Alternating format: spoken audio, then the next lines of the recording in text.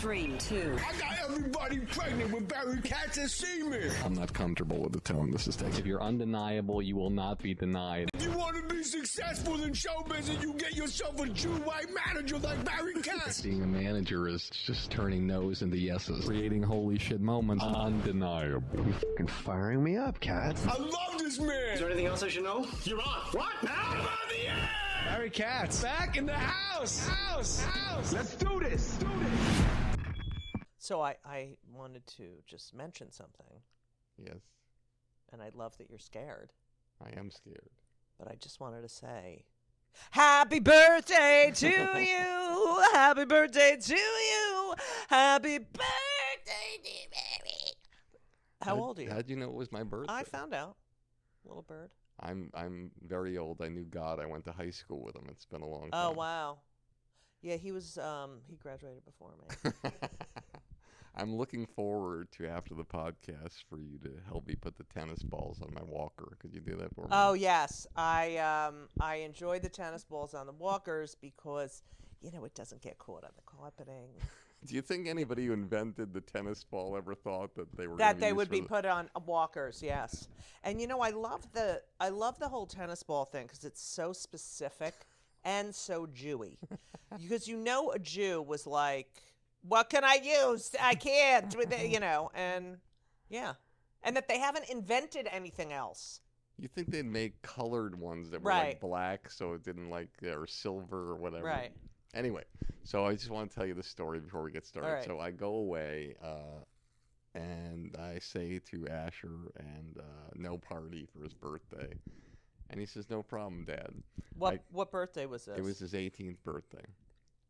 And you're telling an 18-year-old man at this point, you can't have a party for your birthday. I said, wait until I come back, and I'll take care of it. I'll be there, and I'll make sure it's okay. It doesn't matter. This. The party was like 50 people with a bartender and no drinks. Right. I didn't say no drinks. I said drinks and cans. All right.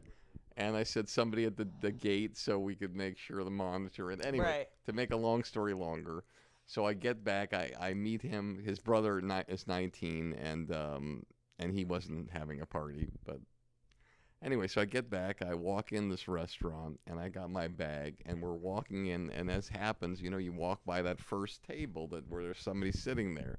Walk by the first table. It's somebody I know. She gets up. She hugs me. Barry, I haven't seen you in so long. That's what. Oh, Asher, I heard everyone in Malibu was at your party on Saturday. No way. I love that. Mazel tov. Within seconds, he got caught. Did you clean up? See, it was amazing. Here's the thing. My kids don't clean up.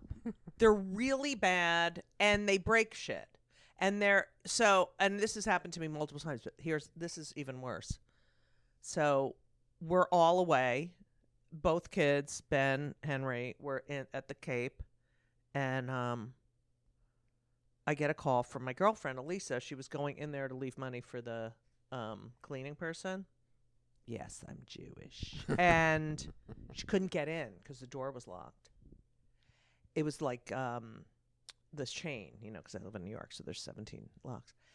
And she calls the super. He gets in. The place is a wreck. And there's a kid hiding in the closet. And Ben, my younger son, all his friends, I was like the Kool-Aid mom apartment. The Jim Jones Kool-Aid mom or the other? No, more like ring ding, But like all the foods the parents were, but everyone used to come to my apartment after school, and they all knew where the key was hidden because Ben would always forget his key. And his friends broke into the apartment and had like a 4-day party there. Isn't that the worst thing? And I've never talked about it, but I felt assaulted. I mean, these little kids grew up. There was, they're like 15, 16 years old. Dishes were broken. It was unbelievable. I called their parents. It was awful. Isn't that horrible? So how did you rectify a situation like that with those kids and the parents? One kid, Ben never talked to again, and the parents, I called the parents and I told them what happened, and I sent them an email. And, I said to some of Ben's really close friends, like, at some point were you like, we shouldn't do this to Judy. You know what I mean? So there were no Instagram posts from the party. No. Isn't that awful? So the fact that Asher cleaned up that house and that you had no idea, good parenting. Well, I want to share this with you. Like, I agree with you because I was really angry because him and his brother, 24 hours beforehand, there was no party. Right. I didn't know all of this, and I really felt raped. And That's what I was going to say. I felt raped. I felt like, oh my God, this is the biggest assault. You've taken like my innocence away. I really felt that way, and I was silent for about a day. And then right before I'm going to bed, I'm in my room on this chair, and he comes in, and he doesn't say anything. It just comes in. I see his legs standing in front of me, and he sits down on my lap like the old days. Oh. And he says, "Dad, I know you're mad at me." And I said, I am. I just feel violated. Yeah. He says, I'm going to tell you why you shouldn't be mad at me. And he told me all the things he did to prepare for the party, to make it a successful party, to make sure nobody broke anything, nobody did anything wrong, how nobody came in the house, how they came around the back to the bathroom, and how afterwards he cleaned the house for like 3 days, and how he cleaned my car, and how he did all these things, and I after he told me that, I stood up and I hugged him. I said, I'm proud of you. Oh, that is the greatest. You know what Ben did when he found out? We were on FaceTime, and Elisa, my girlfriend, had the phone so we could see the kid in the like, I'm like, who is this? And Ben punched a hole in the wall. He couldn't. I think he felt violated too, of course. But yeah, he did good. They're going to have parties, Barry. All right. Yes, you can interrupt. Okay, so basically what my dad says every time we ever have, breakfast, lunch, we ever meet people with kids, he always says, what's the worst thing you ever did to your, that you can tell me, to the parents, worst thing your kid ever did? I thought about it a little bit. I was like, there's nothing I've ever really done that's bad, I'm 18, I'm moving out. I have to have one thing he can tell people. Right. I ask him that question, so. Yeah, but you know what? Don't you look at other parents and their kids and you're like, I'm so lucky. I mean, I feel like I truly feel I sound like one of those grandparents that has the bumper stickers. There's a lot of things about my kids that I and your kids that we wish that they do more. Like my son, he was the speaker at his commencement, and so. I'm felling. But this is the thing that's crazy, okay? Yeah.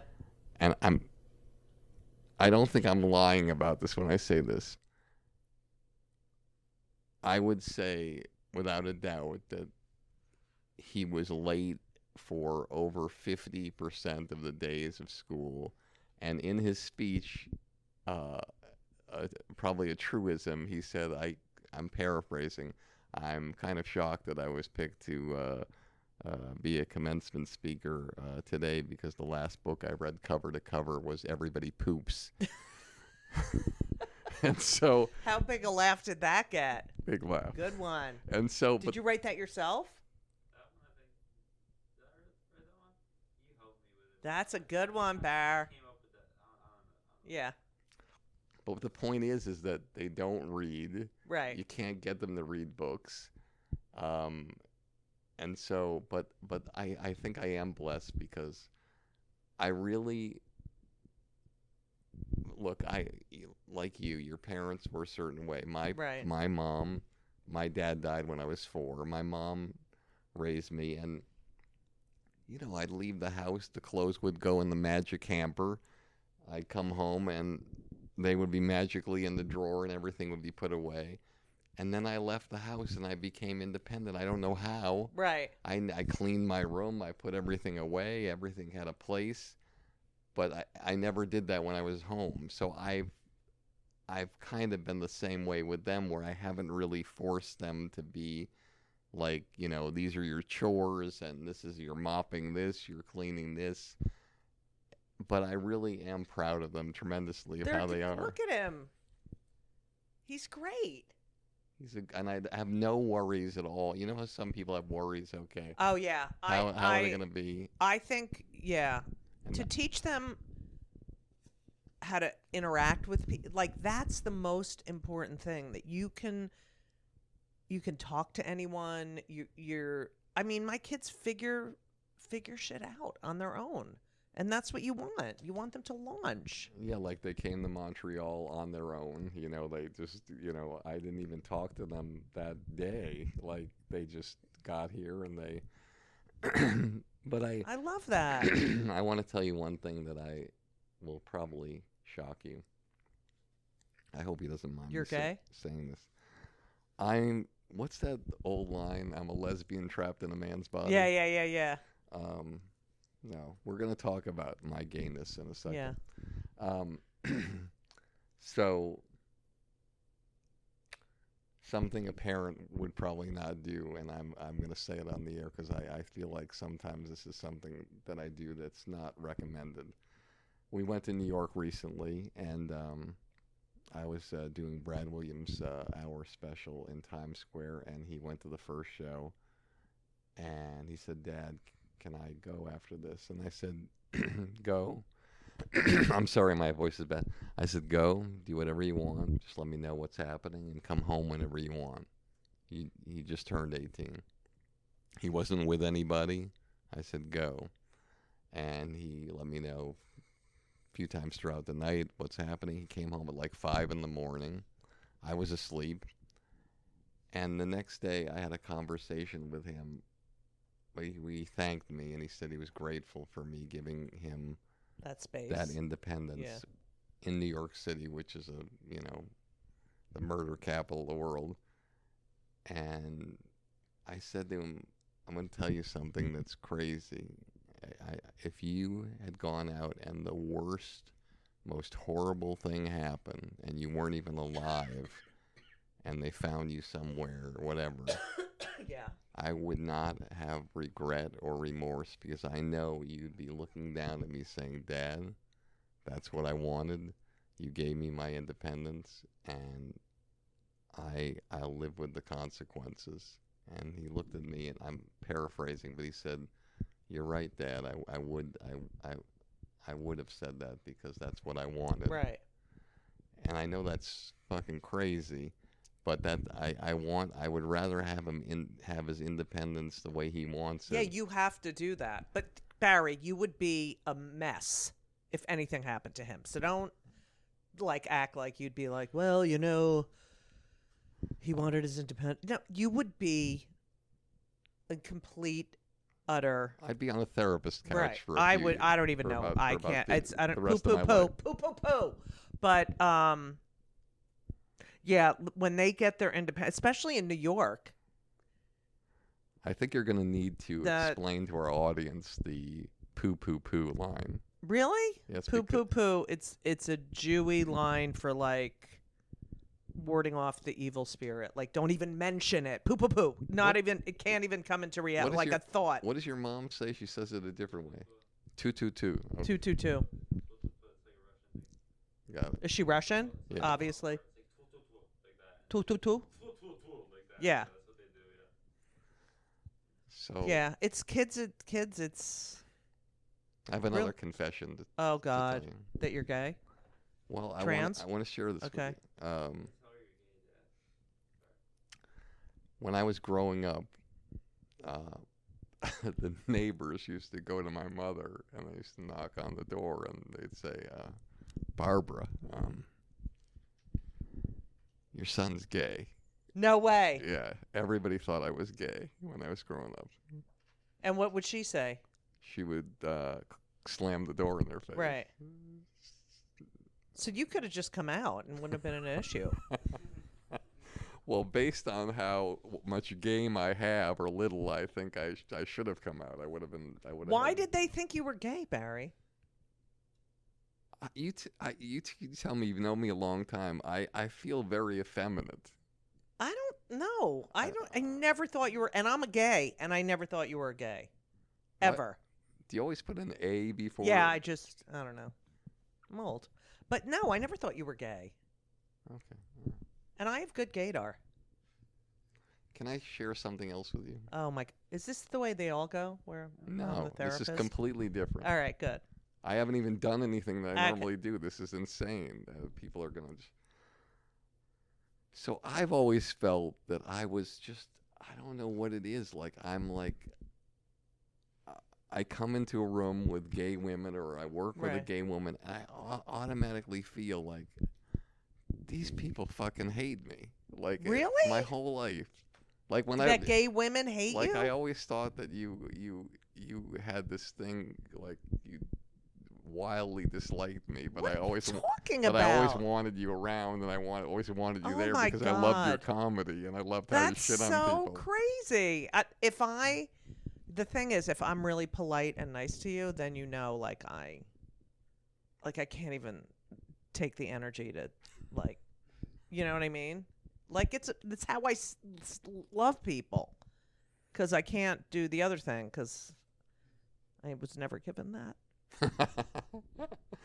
Wait, when you were, I have to ask, when you were in New York with the kids, did you show them Boston Comedy Club?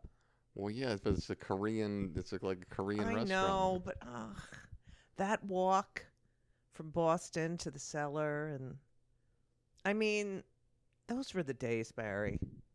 I love that. I love that the late Manny Dorman, who owned Yeah. the Comedy Cellar, and now his son Noam does. I came to. Well, I don't even know if you know the story, but just the Reader's Digest. My wife passed away, and Yeah. I just said I got to get out of here, and I got in the car, and I just drove to New York, and I went to the 79th Street Boat Basin exit, Yep. got off, went into a bar restaurant where the phone and the yellow pages, and I just called the first realtor.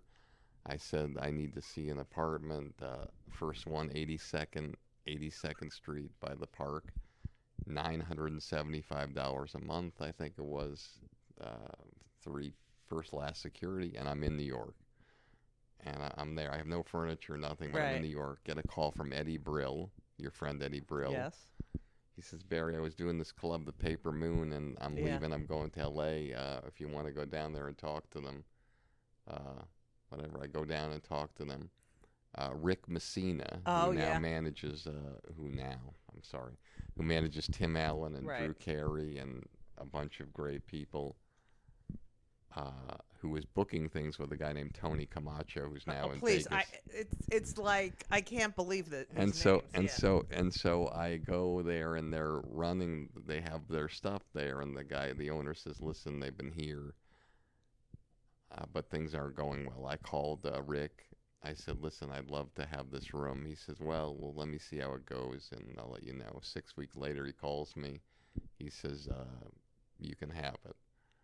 I go in, I talk to the owners. I say, I can make this club. I want to call it the Boston Comedy Club. Worst decision of my life, Boston Comedy Club in New York City. And they said yes. And I renovated it, and I had like nothing.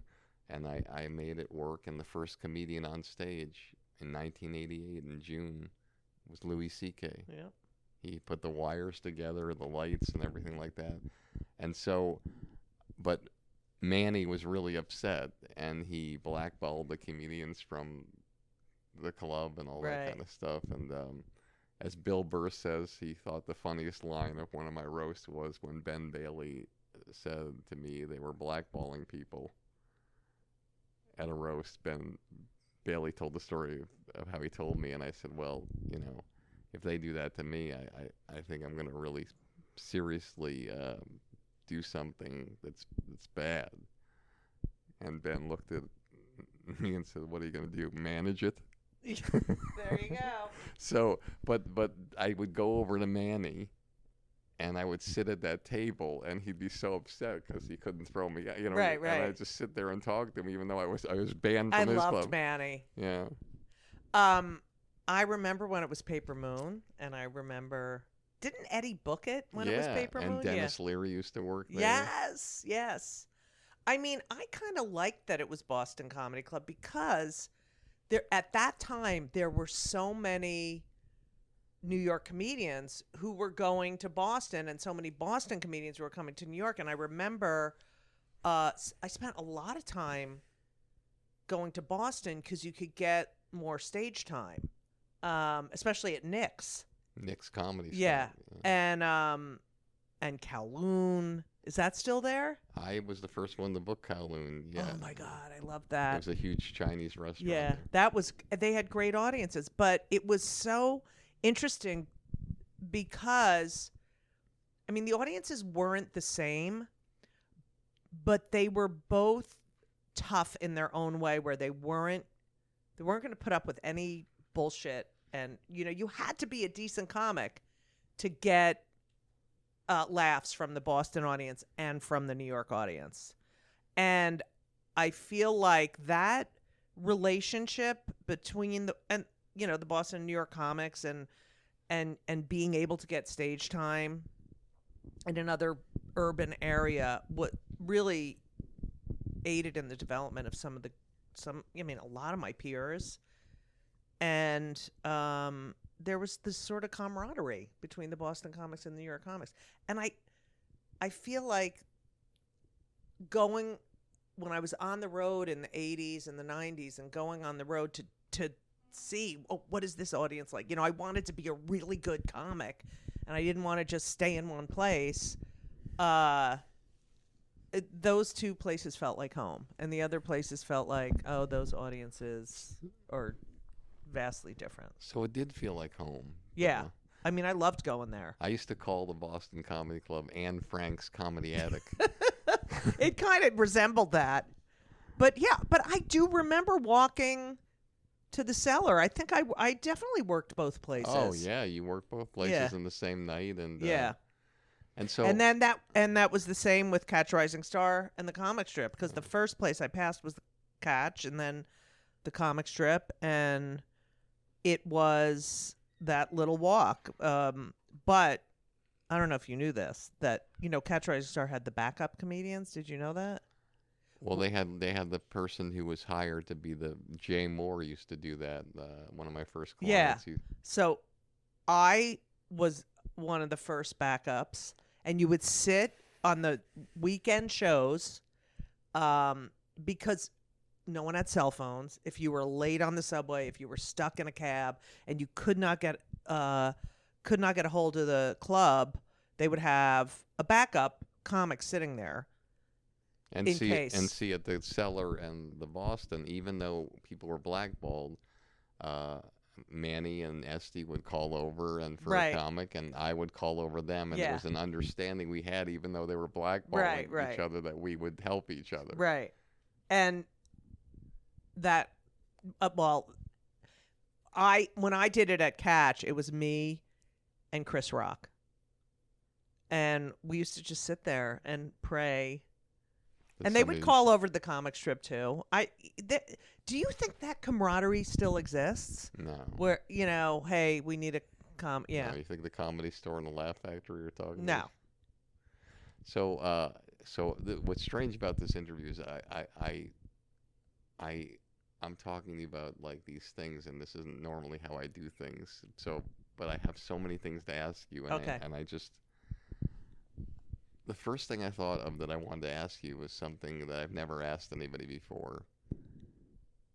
At what, how like a sprinter in the Olympics, it's like a 9 point, 1, 5, 6, 7, 8, and they're trying to beat their record or whatever. Is there an age in your career where you said to yourself, I don't think it's possible for me to be better as a stand-up, and I could try, but each time I go out, I can't see really being able to get past this point where I am right now. I'm just so on it. Oh wow, what a good question. I would set these short-term goals for myself, but I have never felt, oh, I'm the greatest. No, I've never felt that. I've never and I don't felt. mean the great. No, I'm the greatest I can be. No, I've always felt like, okay, all right, that's done. Let's do more. Like, no, I get bored with my material. I do think there were befores and afters, that I was a different comedian before this happened. But I worked so hard. I look back on those. I have these notebooks where I was like writing how many spots I did, and I would work anywhere because I just wanted to be a better comic. But I remember when I got an HBO special, and I won the Cable Ace Award, and I beat George Carlin, which I couldn't believe it. And I was like, wow. But the thing is, there's so much rejection and ups and downs that you can win the Cable Ace Award and feel amazing, and then the next day you're working at some shit club, sitting in a fucking closet by, the bathroom or the kitchen, waiting to, try out 15 minutes. And that's what I think, why I think comedians are always brought down to earth. You do the Tonight Show, you're like, wah! And then a week later, you're at some fucking shit club in Arkansas and you want to kill yourself. And that's the way. And now with the strike, and I say to Rick Dorf, my manager, how lucky comedians are that we can work. Even in the pandemic, we figured it out with the Zooming and doing outdoor shows. But I never felt, there were times, Barry, that I felt like, okay, this is good. I'm set. Never been set. Ever. And then when I came out of the closet on stage, that really changed the whole trajectory of everything. I was on such a roll. I had done I was on All American Girl with Margaret Cho, that sitcom, and I had an HBO special. I'd done the Tonight Show, and I was really, and then that show got canned, and I got another series right away.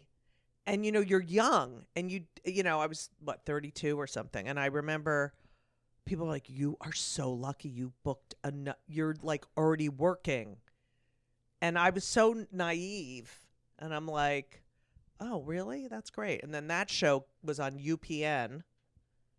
Blame It on Ernie. It was such a great show. It took place in a post office, and after we were order of 8 episodes, and then after 3, they're like, "No, we're not." So they had some fight. UPN. How long did UPN even last? Well, they merged with yeah, and they got rid of our show, and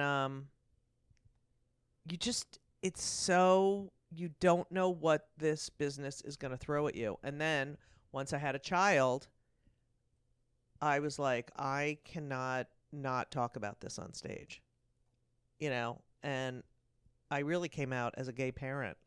That's how and I think for me, I had already established myself in these mainstream clubs, and so I was like a gay comic working in the mainstream clubs, and you could see the shift in the audience. Like, some of them would be like, "Wait, what?"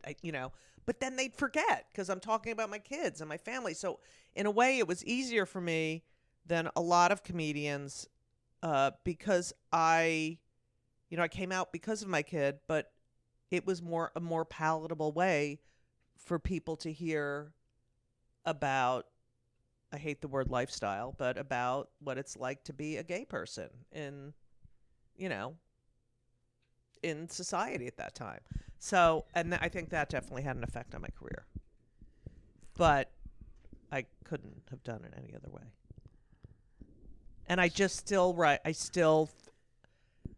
60, Barry, and I still get on that subway to go down to the cellar on a Tuesday night, a Wednesday, and with my notebook, and I love it. I still love it.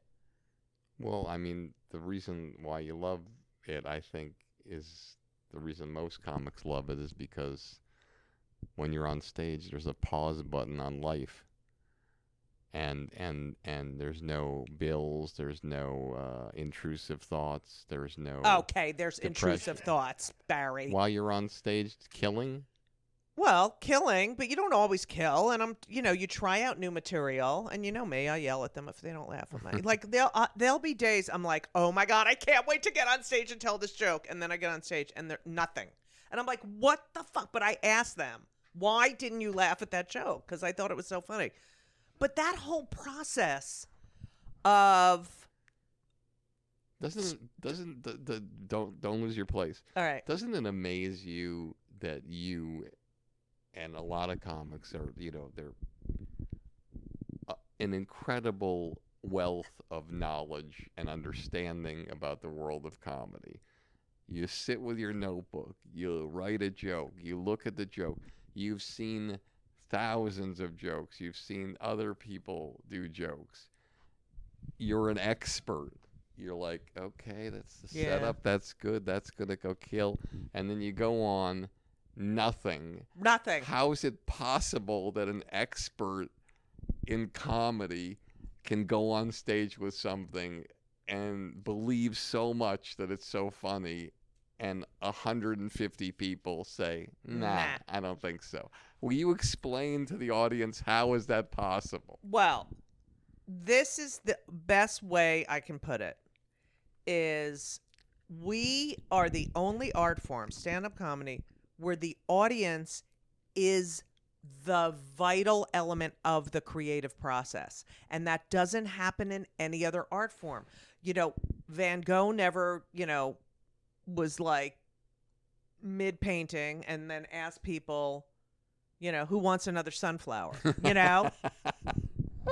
Leonard Bernstein never, was conducting and turned to like an insurance adjuster in the third row and was like, too much oboe. Like, no, it doesn't happen. And so you also have to remember there's other factors. There's people who went on before you.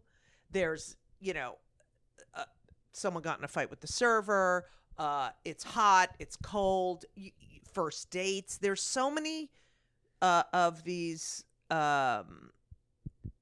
situations that you're not even aware of that affect the audience. The MC sucks. This guy offended, someone. So. And I'm so glad you brought that up. And you know something? You're one of the first people that's ever brought that up, is that comedians are always, you go in, you're like, I'm going to try out this stuff, but you don't know. It's like I always tell people when we're pitching a television show, it's like you have to be a chameleon because you don't know if one person's sister had a baby and she's happy, one person's father died. Oh my God. And right. You have to figure out the navigation. You have to be a psychic. You have to, it's funny because you do jokes in the beginning, which, you talk about intrusive thoughts. There's no bills, but there is this, oh God, they didn't laugh at that joke, so this joke isn't going to work, or they're going to be offended by, if they're reacting this way, there's a chance they're going to react that way. I have to shift, but it also depends on what your goal is that night on stage. Like, are you there just to kill because you feel like shit that day? Or are you there to do the work? Okay, it's a work night. I'm probably not going to get as many laughs, but I really need to work this out. Do you know what I mean? That's really interesting. Say what you were going to say. Oh, okay. That's really interesting what you said, because it's like I don't think most comics think the way you thought before. Do you think? I mean, how many comics in the world think to themselves, "Okay, I'm going in. There could be somebody whose father died. There could be some, or whatever it is." And Right. I don't know any. I don't think I know people who think that way. But you Well, think that way? I think that way because it's a fact. It's a major factor. And I've done so much crowd work in my 40 fucking years of doing this that you ask a question, you're opening up a Pandora's box, I mean, I've had so many I'm like, why are you wearing sunglasses?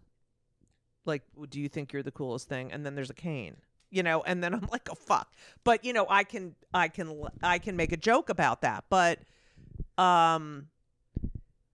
it's interesting. You could go on stage and say, "Oh, I just got in a fender bender. Oh, I can't believe what a fucking asshole the cab driver was." And then someone's like, mother just died in a car accident like 3 weeks ago. And they're like, it's not about you. That's the thing.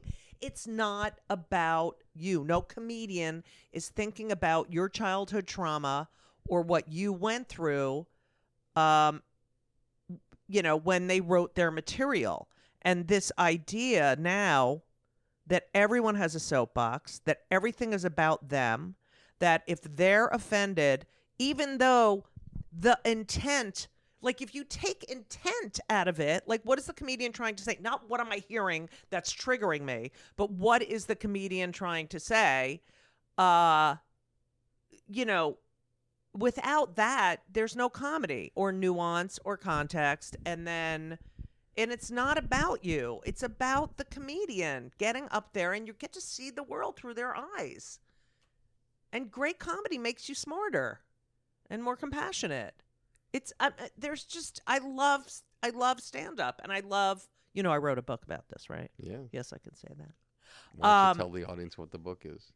And I should have brought it. It's in my room upstairs. It's called Yes, I Can Say That. When They Come for the Comedians, We're All in Trouble. And it's all about free speech. But it's a huge history of how we got to this point of, oh, I'm offended by that.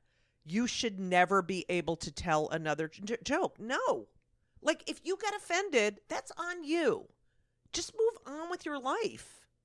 Like, if you go see a band, and who was I talking about this with? The other night, that you go see a band and they say, okay, we're going to do some stuff from our new album. One of these I forgot who it was, but he said, you can see them going out to the bathroom. They get up to go to the bathroom. And it's like, you're seeing a comedian doing their work, trying out a joke. It doesn't work. We don't know where the line is until we've crossed it, and then you get mad at us because something triggered you. That is on you. Well, I think that one of the things I don't understand about comedy clubs is that most places you go for anything, you have an understanding of what's happening. Right. You go to a movie, you see the trailer, you see the plot. You just say, I don't want to go see Precious. It's kind of like a little dark for me. I'd rather see The Little Mermaid. And whatever. When you go to a comedy club, you don't know what you're going to get. And I think it's up to I always felt, even though comedy is so successful, I always thought it was up to the MC at a comedy club to just say, listen, before we get started, I know there's some of you who've had a bad day. Some of you had a great day. Some of you whose parents are going through a divorce. Some of you who aren't. Some of you who are offended by gay Every and little lesbian fucking thing, speak, yeah. and some of you who aren't.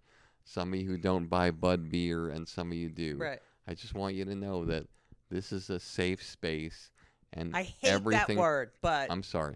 This is a space where we can say everything we want and do whatever we want, and just feel free to laugh at whatever it is. And if you don't think something's funny, you don't have to laugh, but just don't be offended. Right. Hey everybody, it's Barry Katz, and I wanted to talk to you about Blueprint for Success. This is a community that I put together during the pandemic to help all artists of every walk of life in the entertainment business, no matter where you are in that part of this journey. It's designed to help you. There are podcasts with people that will inspire you, like Kevin Hart, Judd Apatow, Bill Burr, that you can't find anywhere else but on this program that I've interviewed, to times where we get to talk to executives in the business that you would never have access to tell you what you need to hear and to answer your questions, to all sorts of different videos and master classes designed to help you get to the promised land. That's what the Blueprint for Success is. Doesn't matter whether you want to be a stand-up comedian, a sketch performer, a podcaster, an actor, an actress, director, writer, social media person, whatever you want to be. I've been doing this for 40 years. I've had the honor and been humbled to represent people like Chappelle, Wanda Sykes, Louis C.K., Dane Cook, and probably over 20 other people who went from a studio apartment to being a multi-millionaire and a household name. And I want that for you, and I wanted to take the time with this program to be able to help you on your way there, to get there and to heighten and increase the trajectory of your career. Blueprint for Success is the way to go. I'm proud to be a part of this program, and I'd be proud to have you to be a part of it too. You know, I like that, and there's two things I want to say. Number one, when I started, the MC was the most important job on the show. I remember Belzer at Catch Rising Star. It was, and I used to late night MC when they were done at 11:30 or 11 o'clock. I would do, and I do learned the young comics that right. used to go on from 11 to 1. Right, and I learned so much. I wanted to MC because you got to go on, you got to get on stage so many times, and you could isolate your bits, and they had to stand on their own if you did a bit in between the comics, you know, and you were in charge of like it was their show. And I think people started paying the MCs, like they started giving the MC job to the least qualified or least experienced who had a car, and they would, because you know they have to stay there for the whole show. And I think that a lot of comedy shows suffered by having a not skilled MC. And then also, I think that, and I talked to a lot of young comics because I did a show based on my book off Broadway. It closed in April, but a lot of young comics are saying they can't get stage time at certain clubs unless they follow these, you know, rules like we don't want to offend this type or that type, or please don't bring up this or that. And it's like, that is not that's why the subtitle of my book is When They Come for the Comedians, We're All in Trouble, because we are trying to make you laugh. We are speaking truth to power. And when you shut us up, that's the end of free speech. That is it. We're done. And I hate to bring it up, but I am Jewish. You know, Hitler, in 1934, he passed the Treachery Act, which made telling or listening to an anti-Nazi joke an act of treason, punishable by imprisonment or death. And it was because the comedians in the cabarets were speaking the truth about what was really happening in Germany at the time, and it weakened his propaganda. Another example is, you know, Trump can't even go to the friggin' White House Correspondents' Dinner because he, you know, but it would weaken. Which blows me away, and because he allowed himself to be roasted, he is capable of taking enormous shots. I mean, he's taken the greatest shots. Well, not anymore. No, I know, but why? Yeah. No, but what I'm saying is, like, why can't he go? He was at a roast. because they're smarter than him, and he also, it's such a powerful weapon. You know, a comedian can humiliate you, and there's nothing worse than feeling humiliated. But every president has been humiliated at those dinners. And but they're human beings that don't. They can be self-effacing. People who are authoritarians cannot. Mark Twain said, "Against the assault of laughter, nothing can stand." Like comedians are jailed in other countries. You can't, like, look what happens at Putin in China and Afghanistan. Like, look what just happened to what's her name, Jocelyn Chia. Is that her name? Chia? I don't know. I'm not gonna mess up. We'll figure I it know, out. but you know, comedians are jailed in other countries, and Hitler did this. And the year before Hitler passed the Treasury Act, they were banning books and burning books, and that's what's happening in Florida. I mean, like, it scares the shit out of me, Barry. It scares the shit out of me. Not that I get offered a lot of comedy specials. What is that? Can I ask you that? You've been in this business a long time. I'm 60 years old. I'm really funny. I mean, I work my ass off, and I love what I do. But to get a Netflix, like, what the fuck is that? That I have to fight my way? I think that the issue is this. In order to get into your circle of your friends, okay, you have to let them in. And there's certain really obviously amazing people in life that you don't let into your circle. Who? You're like, I have enough people in my circle, okay? So Okay, who don't I let in my circle? I'm just saying, as human beings, Right. or let's say your house, you know, how many people get invited to your house? And so at Netflix, there might be one person or two people that are decision makers. Right. And so they But just that's why decide we who have- comes into their house. But that's why we have reps too. But the reps, look, let's pretend you're directing your feature film, okay? Okay. And there's a role of whatever, a 32-year-old man, okay? And I rep a 32-year-old man, and he's the most talented person, but you like these other people. Right. Oh, I get. What am I going to do to convince you to get to take this? That person, that 32-year-old man that I represent, all I can convince you of is please take 5 minutes and let him audition for you. And if he's doesn't blow your people away by 10 times, then don't hire him. The issue with the comedy specials, in my humble opinion, everybody has their own taste and what they want and how they want it and who they want in their house. Right. And I've done over 40 comedy specials that have, I think, people gotten on the air. Some of them, I'm not going to mention names, I can't even fucking believe that they put them on the air. Right. Others, I believe they put on the air. There's only 2, I think, that I haven't gotten on the air. And so I have a good ratio with those. But I'm saying that it's a different time after the pandemic. It's just, the whole thing is that, honestly, I did a series. I've had on Logo, on Comedy Central, on HBO, you know. Then I hit a certain age, and I'm telling you, Barry, it's a little annoying because we get funnier as we get older. But I always, you know, I think of Joan. She was never more relevant than when she died at 82. And I feel like no one's going to stop me from performing or doing my work.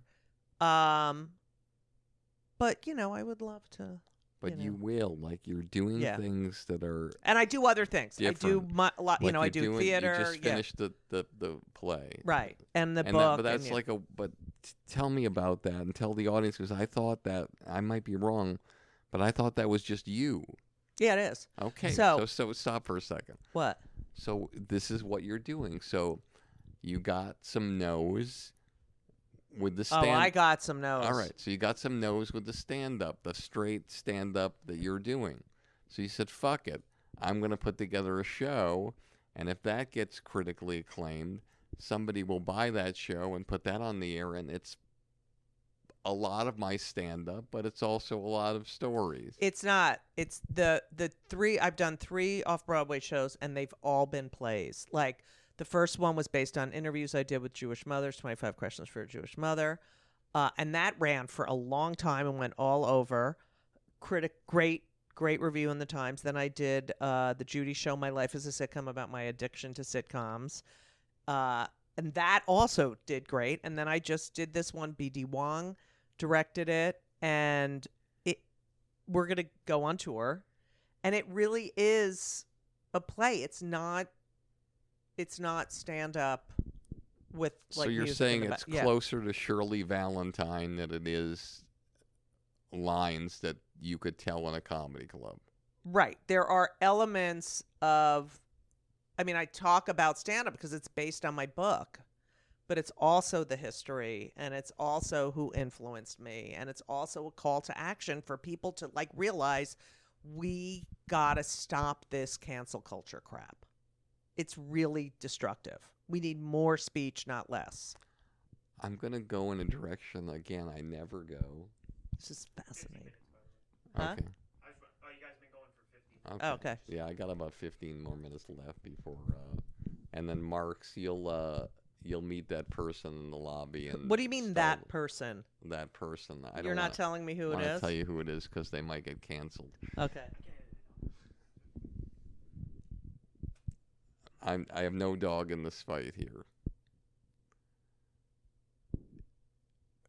Isn't it interesting that the person who a lot of our country is fighting to stop might feel that he's being canceled? Okay. And I want you to know that I am not a Trump supporter. Okay. But I'm also not like a Biden supporter. I'm Right. not like I don't know where I am because Okay. I don't see anything that's making me really happy. So, but I'm just telling you, isn't he the person that, even with all the stuff that's happening, isn't he the person that, he says things that are inappropriate like a stand-up comic does? Right, but he still was president for 4 years. Okay. I talk a lot about this in the book. No, I want to know. I want to know. Do you feel like, even as much violently as you dislike him and some people, do you think there's certain points where people have tried to cancel him? Take aside the other stuff that they should cancel him for. Absolutely. And do you endorse people canceling him for those things? I don't think speech that incites violence should be protected. Okay. So there is although certain speech that isn't free. I don't not protected. I think he could say whatever he wants, and I think everyone can say whatever they want. But there are consequences to your speech. So I got into this. I called the and don't lose your, but you says there are consequences to your speech. So when a comedian goes on and the ones that I'm talking a that politician that you're talking about, an elected official, yes, someone who has agency over your life in a way. They're passing legislation. They're affecting my life personally. So they don't have the same rights as comedians. They have more rights. They have more rights than the comedians. They have power. It's a comedian is trying to make you laugh, and if you don't like the comedian, you don't have to watch them. You just say, I don't like that offended me. Move on with your fucking life. These people are creating laws. They're whitewashing history. They are using their power in a very dangerous way. And the fact is, they have power. Comedians do not have power. So yeah, and I know I'm interrupting. Right. I hate interrupting, but I want to go in this. I just want you to keep going on this. So you mentioned the specials, and what do I have to do to get a special? Well, no, I just no. I just want to I because I just want to share this. So So there's certain decision makers who make the special, who decide on that. The Supreme Court, it's not a mass of politicians. It's a select few people, like at a network, choosing specials. And those people can make decisions that change the course of your life. Absolutely. In a special. Look And at Roe v. Wade. that's what I'm saying. So that wasn't the masses. That was one small so we're group of talking people about- who made the change. No. That we're wasn't talking- millions of people who made the change. Okay. But we're talking about a woman's right to have autonomy Yes. over her body Yes. versus a comedian not being able to get a special, which is so subjective. It's the same, now that you bring it up. Like, so I talked to the head of the ACLU from years and years ago, and he said, when you go to a college, right? And they have a very right-wing, conspiracy theorist booked. And all the left-wing people know, all the students are protesting, no, we can't have this person on campus. And that person gets canceled. Then, when they have a lefterman on, those right-wing people can do the same thing. And who ends up deciding who gets canceled? The dean. Most of the time, white men, but there is a dean, and that person has power. And that's what happens in the Supreme Court. We're saying comedians now have mobs coming after them because of social media, because everyone's opinion is equally valid. Things that didn't even, I've had people come after me. I can't believe you said this, completely taken out of context. They weren't even in the room. They heard it from a third party. And this it's a snowballs. But we don't have power. Michael Richards, should Yeah. he have been canceled? He did was the a comedian. He was a N-word. comedian. He had free speech in a comedy club. Do you feel like people should have just said, "Hey, it's comedy"? I think that he did a really stupid thing. And there's the consequences. But that's But being should he canceled. be able to get on stage? Are you asking, should he be able to perform again? He Yeah, can. absolutely. He can perform again. But I'm saying, should he have been taken out of society and the entertainment business?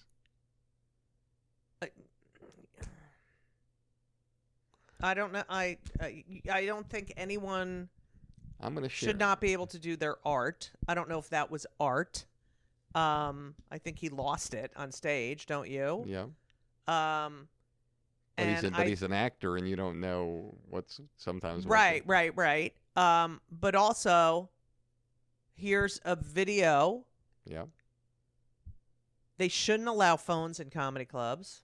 Thank you to Noam and SD.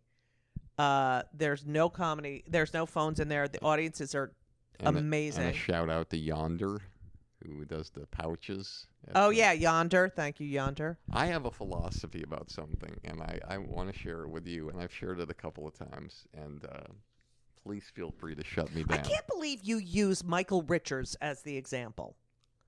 I want to go go ahead. toe-to-toe with you, All right. and I want to be able to create a situation. I am the least political person in Right. the world. I I have nothing. I just want to figure out where you stand on the line. Here's the line. The line is you said some shitty shit. Now people don't want to buck you. Sorry. So here's my philosophy about the entertainment business, and Yeah. I want to know what you think of this idea. Every huge body has a president of the NFL, has their whatever. So if somebody hits their wife in an elevator and drags her through the lobby, they go in the commissioner's office. Okay, let's see. Ray Rice did that about 5 years ago. What do we give him? Okay, you got 8 games. You're suspended without pay, and you have to pay $1 million to the female fund of, abuse. Okay, next.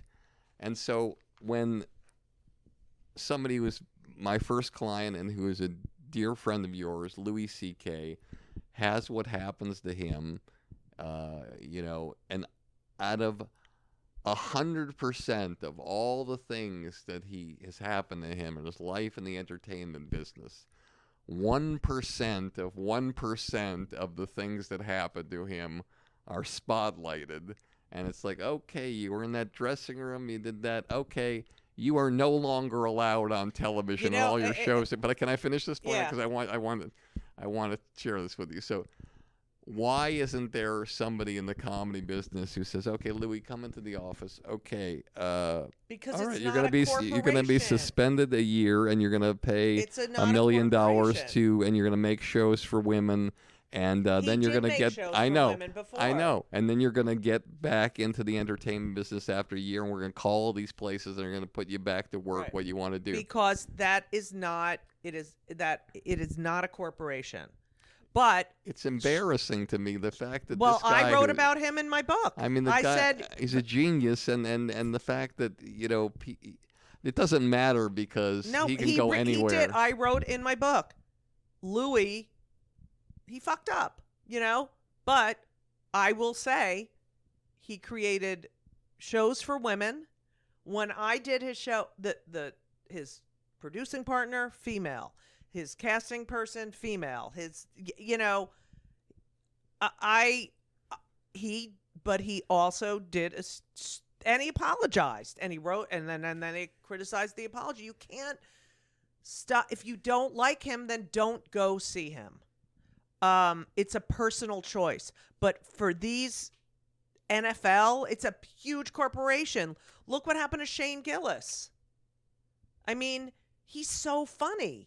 He's smart, but it was a NBC. It was about money. It's always about money. Follow the money. So Marks, are you here? I'm gonna have you wait in the lobby and just tell him it's. Oh, okay. I just don't want him to come in and interrupt me in the middle of this thing. Oh, this I'm is dying to know who this this is so. I'm having. This is so diametrically opposite of what I normally do, but I'm having an amazing time. Is it interesting? I'm entertained. All right, good. And he hates everybody. Oh, good. I hate it. I hate everyone too. But I do. When I wrote an article, a CNN article about Shane, and people came after me, and it was basically saying it wasn't political correctness that got him fired. It was really the fact that NBC, you work for a corporation, and you have to, if you're going to take that money and do this, then they're going to go through your shit, and they're going to, you're under, like when you do a corporate, you book corporate gigs, I'm sure all the time for your clients, and they're like, listen, and I hate that. But if I'm going to take the corporate money, I'll abide by these parameters. I remember one of the first corporate dates I booked was for Dane Cook. It was 3, one in New York, one in Chicago, one in L.A. It was, I guess he wouldn't be mad at me if I said it. It was $50,000 each. It was the more money than he'd ever made in his life for these 3 things I negotiated, and I was really proud of it. And we're in New York, and the guy comes backstage, and he says to him, listen, I'm so excited to have you here. Just do whatever you want and have a great time. He does his act. He gets a standing ovation. He comes backstage, and this was an amazing moment. And the guy comes back. This is the way I remember it. And he brings back a check. I think it was for all 3 of them before the thing. He said, I'm so happy. Here's a check for the next 2 and whatever. And listen, can I talk to you for a second? My boss just told me, like, would you mind the next 2 if you just don't, take it easy, don't swear, and don't do offensive things. And this blew me away. This shows me how I didn't know Dane at the time like I did. he took the check and he ripped it up in like 50 pieces, and he put it in the guy's hand. He said, "Get somebody else to do the other gigs. I don't want your money." Wow. That blew me away. And it's one guy that was offended. One guy. One guy. One guy, the head guy, my boss. And the whole rest of the place stood up for him. That is what we're talking about when it comes to, corporations. You said something, and I love talking to you about challenging things because you're so smart, and I consider myself functionally special needs. So I just I think everyone considers you functionally There you special go. needs, Barry. You talked about how you felt about this whole situation and the cancellation And all. Kathy Griffin, another one. Yeah. Yeah. Holding the head of And who knew that the ketchup would later come out to actually be prophetic in a way, because he threw ketchup against the wall and he, but whatever. Yeah. She can't even answer her phone. But yeah. this is what Yeah. I want to ask you about. You said if somebody gives you the money, I'll change. No, I won't change. There's $100,000 for corporate, Judy. Please don't talk to the audience. Please just do these jokes for me. And please say hello to the president and tell him he has a nice tie. Okay. It's Why? $100,000. Why? Because I have 2 kids and I need the fucking money, Barry. So, but don't you think... But not now, in a do you club. Do you respect the people like Chappelle who walk away from the $50 million? Absolutely. And I'm glad that he can do that. I don't have the luxury to afford that. If I'm going to... And there are gigs I say no to. But is there a gigs I say no to. little bit of hypocrisy? I don't... it really... No, I don't think so. I'm sorry. I'm not... I think I have a lot of integrity, and I don't do gigs that I don't want to do, and I don't like when... But if it's $100,000 and they say, just don't talk to the audience... What was the other thing? And say hi to the president. Fine, I'm fine with that. And just do this material that I like. And here's the jokes we would like you to do. Fine, fine. I need that $100,000. Sorry. If it's $1,000, go fuck yourself. Go fuck yourself and your president. I saw a woman on stage last night who I've known for a long time. I'm gonna mispronounce her name. Adrian Iannucci. Iapolucci. Thank you so much. Very funny. Adrian Iapolucci. Love her. So she does her set. I'm backstage. I'm laughing Hilarious. at what she's doing. And she walks off stage. She says thank you, good night, and you can see she's just like she's walking off Right. stage, and then she turns to the audience and gives them all the finger. And then you know how you do the encore and you come Right. out, and she comes out. And I talked to her afterwards, and she was saying, I don't give a fuck what those people think. I care about what I think is funny. And I didn't ask her the question, so I'm going to have to ask you.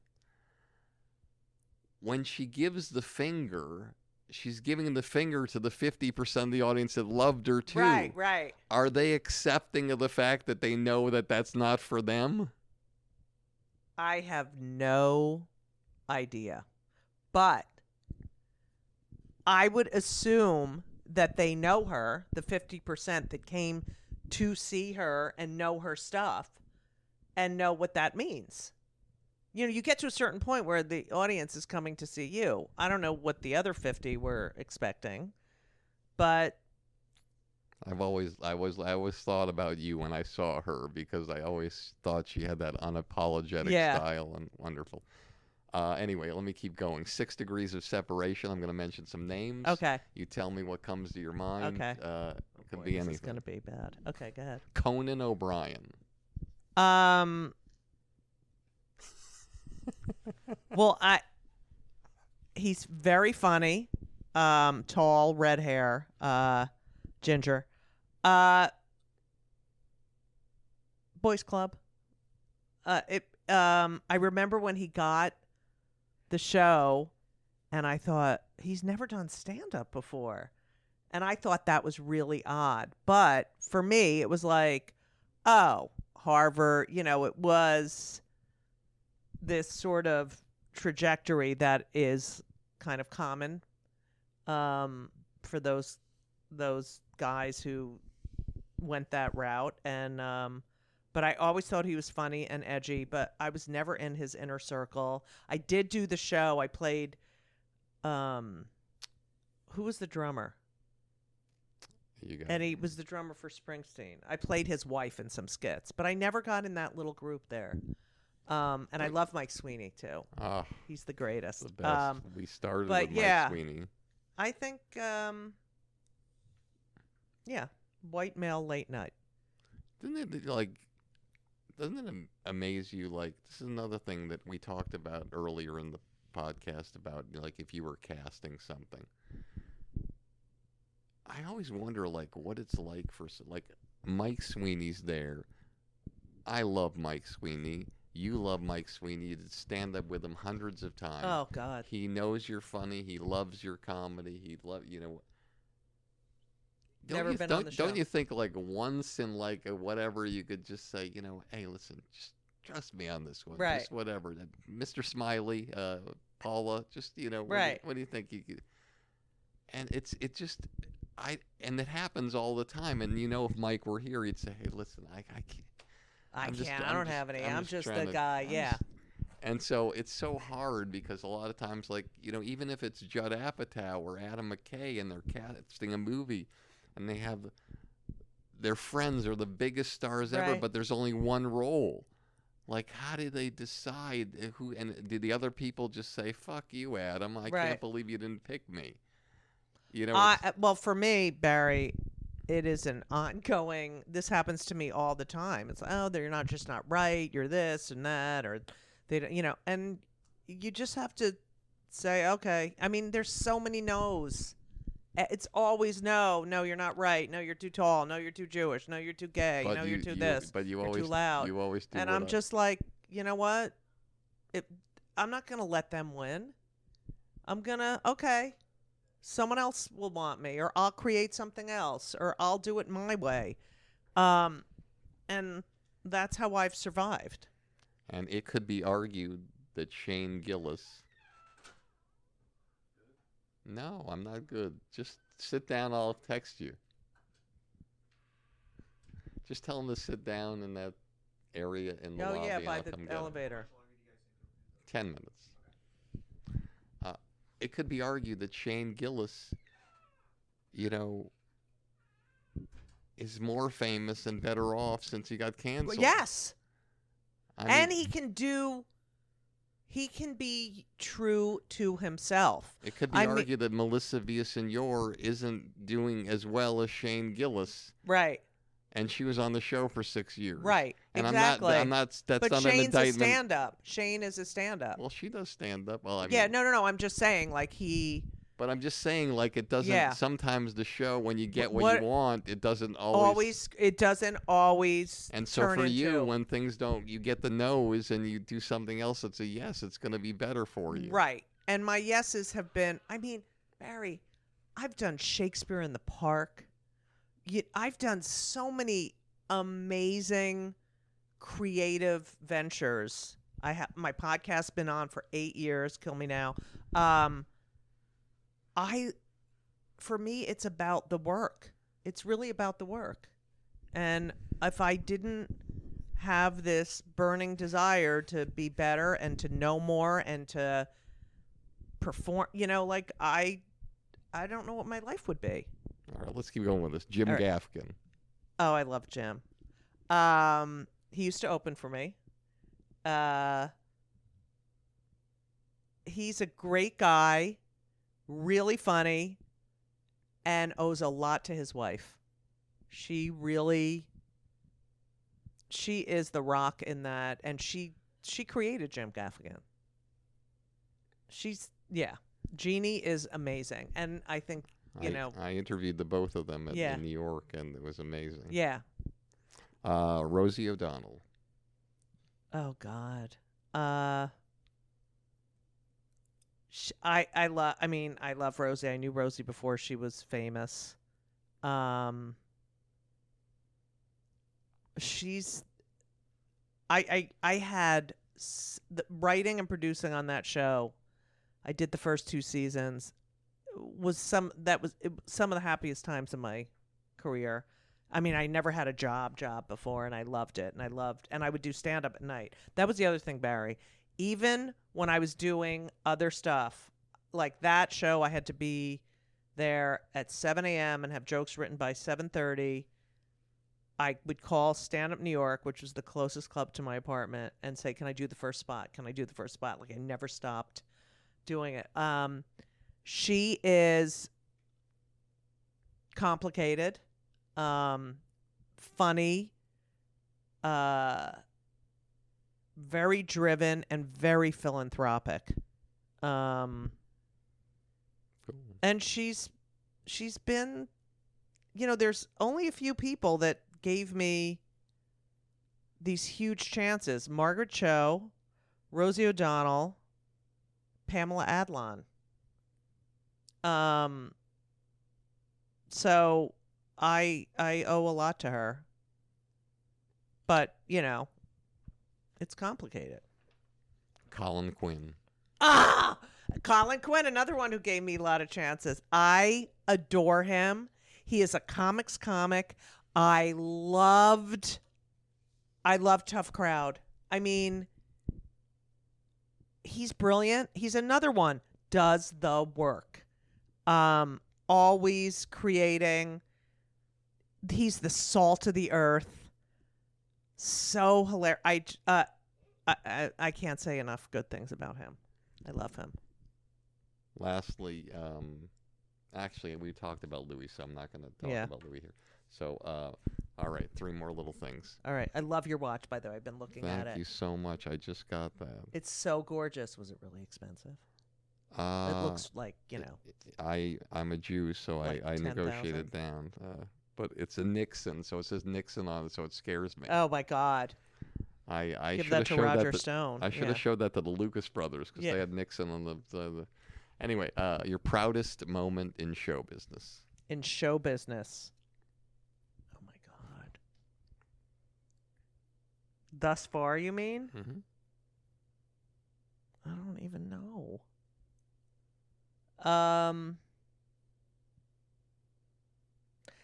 I think so. My older son Henry, who would always get like, "Why do you have to be a comedian? Why can't you be like normal parents?" He started working in a comedy club. I would get them jobs like at Caroline's or something for the summer when they were in college and stuff.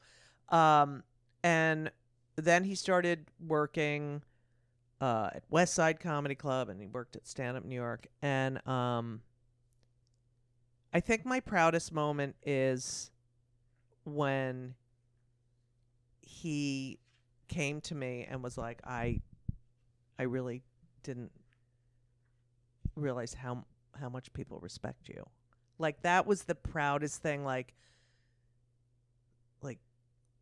he had no idea how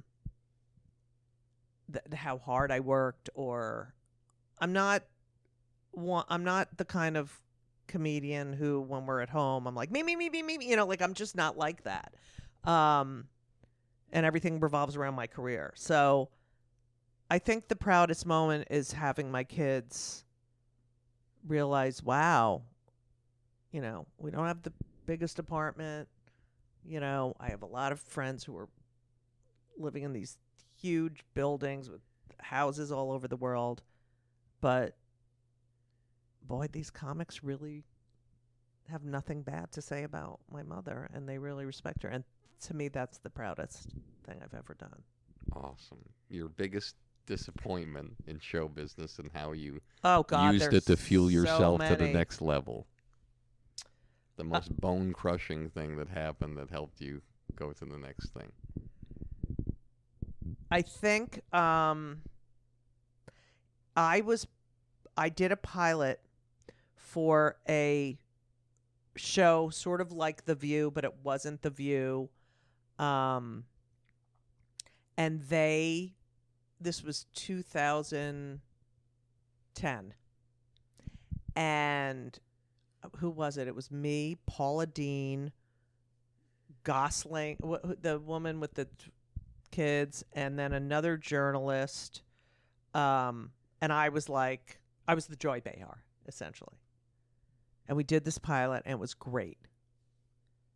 And they were like, it's going. And I thought, oh my God, I'm going to be able to stay home and go to a studio, and I'm going to make a salary. And I never think anything, Barry, I never think anything is going to happen, ever, ever, ever. And they kept saying, it's going. And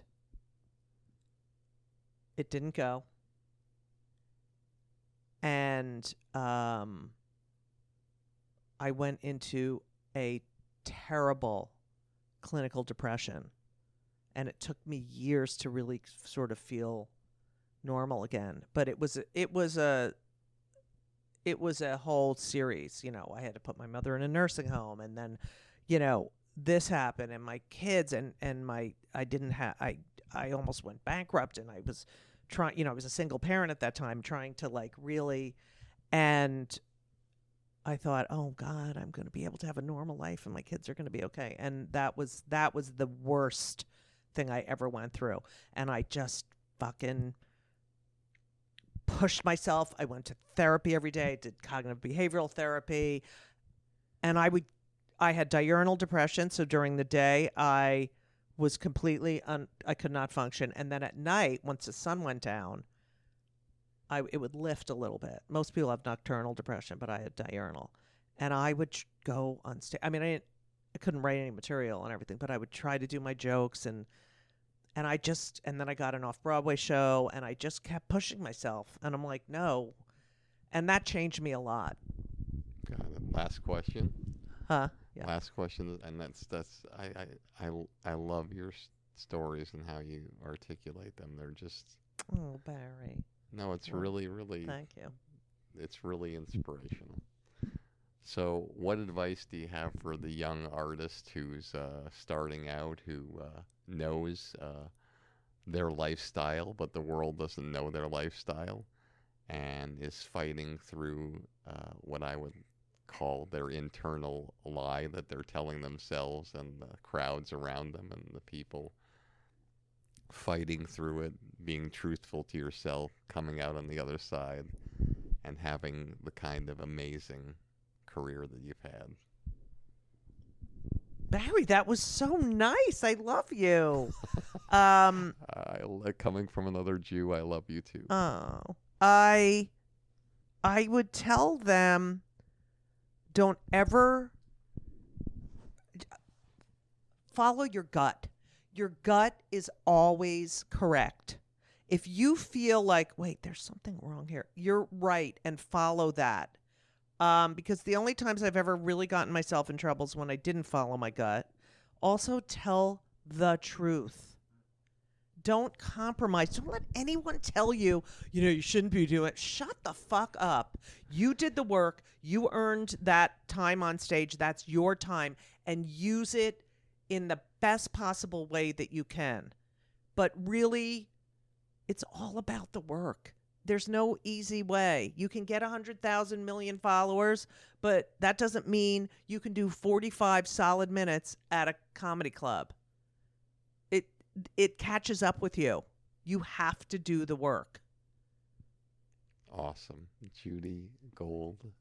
I love you. Thank you so much. Thank you, Barry. This was so fun. Not only do your kids tell you that everybody loves and respects you, but I will tell you that, and I've released some demons from myself because I thought intrusive thoughts about how you thought about me, and I always, because you were so, I told you last night that you always, I would mock. You always gave me a beating when you Right. came into the club, and I learned how to take the beating Right. from comics from you. Oh. But now I feel total But I love. have a caustic vulnerability. I'm still vulnerable. I'm very Yeah. grateful. Thank you, Barry. Thanks for having me. Thank you.